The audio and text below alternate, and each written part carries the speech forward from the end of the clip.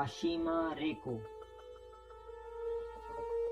इस कथा के मुताबिक बिना पैरों वाली काशिमा रेको स्कूल के बाथरूम्स में रहती है।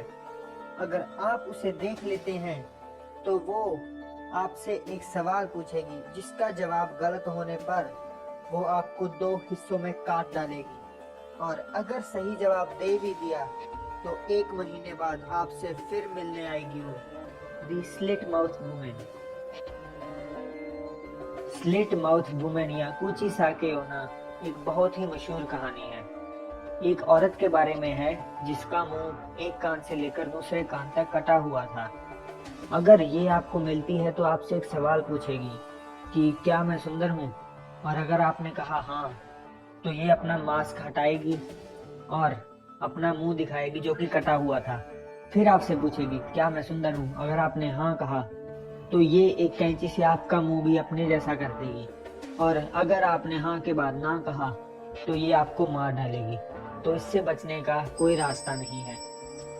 दोस्तों, कुछ साल पहले जापान और दक्षिण कोरिया में एक ऐसी औरत देखी गई थी जो बच्चों का पीछा कर रही थी और उसके हाथ में कैंची भी थी। टेके टेके। टेके टेके की कहानी भी कुछ काशिमा रेको जैसी है।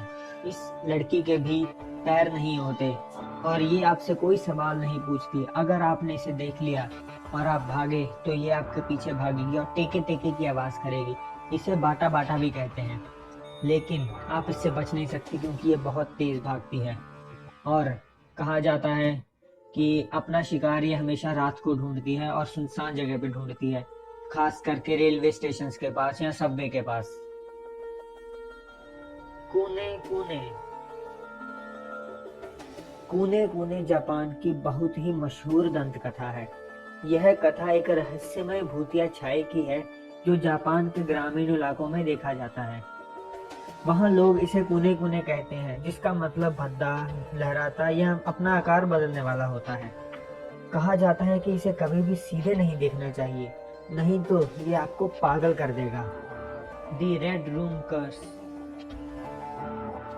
दोस्तों, रेड रूम की कहानी एक इंटरनेट बेस्ड लेजेंड है जिसमें यूजर्स के कंप्यूटर में एक पॉपअप आता है जिसमें एक दरवाजा बना रहता है और एक आवाज सवाल पूछती है कि क्या आपको रेड रूम पसंद है। माना जाता है कि जिसने भी यह पॉपअप देखा वो मरा हुआ पाया गया और घर की दीवारें उसके खून से रंगी हुई थी।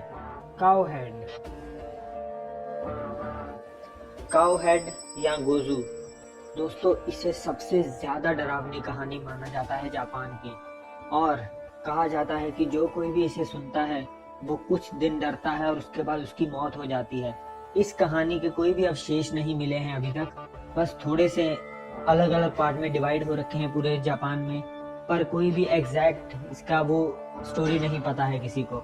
इससे रिलेटेड स्टोरीज बनाई गई हैं कि कैसे एक टीचर बच्चों को कहानी सुनाती है और जब वो टूर में जा रहे होते हैं तो बस का एक्सीडेंट हो जाता है जिसमें बच्चे भी मर जाते हैं और टीचर भी नहीं बचते।